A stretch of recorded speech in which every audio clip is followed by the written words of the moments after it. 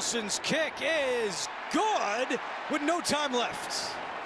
Remember this field goal attempt? This was the right call. I have no problem kicking the field goal here. I know a lot of people do. I know some media personalities have even gone as far as literally wanting Pete Carroll's head on a stake. But kicking the field goal was the only logical thing to do in that spot. Your odds of winning the game at this point are basically zero. There's 5 seconds left. Theoretically, you can have the field goal hit the net with 1 second left, cut it to a 7-point game, recover the onside kick, and throw up a Hail Mary to tie the game. Obviously, this is extremely unlikely, but it is theoretically possible, and every single coach in football is kicking the field goal in that spot. I'm not going to get on this man right here for the field goal, even if it did destroy a lot of people's bets, and even if it didn't matter at the end of the day when it came to the final score. There are way worse things you can get on Carroll for when it comes to his decision-making and his in-game management skills, and why his fourth stint in the NFL as a head coach was easily his worst one yet and ended after 1 season. Case in point, Gino throwing deep for Tucker, and Pat Surtain got a hand on it. all right, this isn't the worst spot to be in. You've got 4th and 3, and there's 7 seconds left. You have a timeout, and after the Broncos took a timeout themselves, the clock is stopped. Get the first down here, and you can kick the field goal and only be down by 4 at the half. You can use the entire field because of that timeout. You can basically run this like a normal play. All you have to do is get the snap off, run your offense, and Just 10 yards and a timeout would put him in field goal range. And now, you call the timeout on a dead ball with no timeouts left. Why would you call a timeout? Now you can't run anything in bounds. Now your options are severely limited. Why the actual heck would you call a timeout? Let's see if you can change it. this is a dangerous play here. Gino in trouble, and he's sacked, and Denver's going to get the ball back. Good job, Pete. This is why I got fired after 1 season. Welcome to Dumb Decisions. Before we break down what happened here, this whole series is about taking an in-depth look at decisions made during games that were clearly awful from the start. This isn't something to look bad in hindsight. Rather, this is something to look awful almost immediately. These are moves where your gut instinct tells you right away that there is no way this could possibly work. And sure enough, your gut instinct was smarter than that of an NFL head coach. And for this one, we're taking a look at the mind of Las Vegas Raiders head coach, Pete Carroll. We've talked about players that played their way out of the Hall of Fame, and guys who are on track to make it to canon before just falling off of a cliff or doing something really stupid off the field. However, there are very few guys who have coached their way out of the Hall of Fame. Of course, Carroll is probably in the Hall of Fame if the Seahawks just run the ball at the 1-yard line at Super Bowl 49. But his resume after he left the Seahawks was that of a borderline Hall of Famer.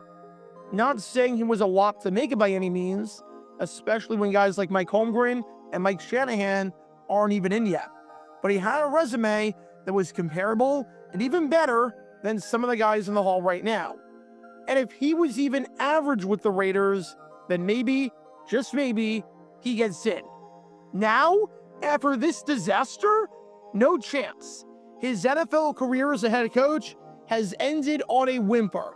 His first and only season with the Raiders, and somehow they were even worse than they were in 2024 with Antonio Pierce, which is saying something because they were really freaking bad. This insane decision to call a timeout highlights everything that went wrong with Carroll and the Raiders in 2025, and why they were the worst team in football, and why Carroll was a one and done, and why Mark Davis, even despite having a bajillion other coaches already on the payroll, felt the need to get rid of him. So with that being said, let's take a look at why calling a timeout with 7 seconds left on a dead ball is a really bad idea. And I need to make things extremely clear. I have no problem with going forward here whatsoever. Unless you're playing the Cowboys with Brandon Aubrey or the Jaguars with Cam Little, where they can drill a 65-yard field goal with ease, I'm fine with this decision because you really have nothing to lose here. You get the first down, fantastic. Now you're in field goal range and you get some points before the halftime break. You don't get the first down, well, as long as you don't get sacked, the odds that the opposition gets points are extremely slim, because they'll only have time for one play and one play only, and that is a Hail Mary. So with 7 seconds left, by all means, go for it in this spot and see if you can get 3 more points before the halftime break and cut into the deficit. But what benefit is there to calling the timeout? Let's look at the pros and cons of calling the timeout here, keeping in mind that the clock was already stopped and the Broncos took a timeout earlier. So getting the play off and making sure that everyone was on the same page was not even the slightest bit of an issue here. If you call a timeout, there is not one single pro. Seriously, I can't think of anything good that comes from this. Because now that you don't have a timeout, you can't use the middle of the field. If you go over the middle with 7 seconds left, you're not going to have any time to get to the line and spike it and stop the clock.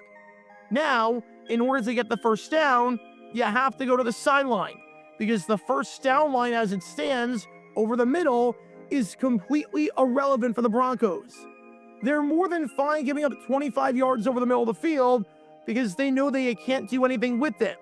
When you had a timeout in your back pocket, you could have used, quite literally, the entire field in order to get the first, stop the clock, and get 3 points. Without the timeout, you can only go to the end zone for a Hail Mary or the sidelines so that you can stop the clock. The Broncos have one of the best defenses in all of football. They've got a pass rush that is up there with the likes of the Chicago Bears of the 1980s for most sacks in a season. This is all to say that life is already hard enough for you as it is, both because you're not good offensively and the team you're playing is really freaking good defensively. Your offense sucks. You had 18 yards since the opening drive. Entering this game, you were dead last in the league in points scored, second last in yards gained, second last in first downs picked up, and dead last in a crap ton of other metrics. So why make it harder on yourself for no reason whatsoever? That's like if you're going up against LeBron James in a game of basketball, and you draw a red dot on the court and tell LeBron he's allowed to score from anywhere, but you're only allowed to score in that red dot. You already had little, if any, chance at successfully beating LeBron, but now you, as a person with a significant handicap to begin with, are limiting the zone where you're able to score for no reason at all? That's what the Raiders did here. Keep the timeout, and the entire field is your oyster. Call the timeout, and to say that your options are limited would be putting it lightly. The only, and I truly mean it, the only explanation I can think of for why he called the timeout is because he genuinely didn't have a play called and was trying to get the Broncos to jump offside. And to be fair, that's not the worst strategy if you have 2 timeouts. You're not going to be able to get 3 plays off in 7 seconds. So that second timeout is irrelevant. You might as well see if you can get a free 5 yards risk-free. Because if you do, then it's an automatic first down. You can kick the field goal afterwards, even without getting any more yards, and you never give it back to the Broncos because you can't turn it over on downs. But with 1 timeout, again, the odds that the Broncos jump offside are ridiculously low. It's a play that can work, but its success rate is really low, especially with a defense that good and that disciplined. Your odds of getting a couple of yards with the entire field at your disposal are better than the odds of one of the best defenses in football committing a mistake. If you want to try that, but then change the play with 20 seconds left on the play clock if they don't bite, fine. But to not have anything in mind and just throw your hands up and concede if and when it doesn't work at all, I don't get the logic. I really don't. Pete Carroll thought, for some reason, there was a better chance that he could get the Broncos to jump offside, and if not, could get 3 yards without being able to use the entire middle of the field, then he actually thought of getting 3 yards using the entire field. Riddle me that one. There's a reason why the Raiders are as bad as they are. There's a reason why they got the #1 pick in the draft. There's a reason why Pete Carroll, despite his success in Seattle, got fired after just 1 season and will never get a head coaching job in the NFL ever again. And a big part of why that was the case was because of abysmal coaching and clock management. This entire sequence was a mistake. If any play, if any sequence summed up the Pete Carroll experience in Las Vegas, it was this one. Pete Carroll's tenure with the Raiders was one giant mistake. So what did we learn from all this? Pete Carroll, your time is up. Simple as that. You have nothing left in the tank. Pack your bags. You're done. It's time for you to go. You finish with the worst record in football, and you make mistakes like this on a weekly basis, and have no sense for the game whatsoever, it's over.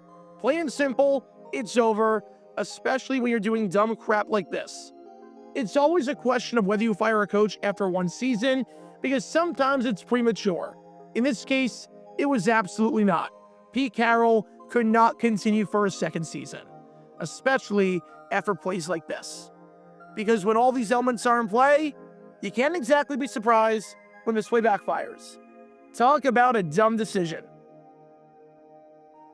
Check out our live streaming schedule for the next few days. We're live every single day on this channel, whether we're covering a sporting event or playing GeoGuessr or just taking your requests. So make sure you like and subscribe and turn on the notification bell so you don't miss a single time that we go live and so that you can join this community.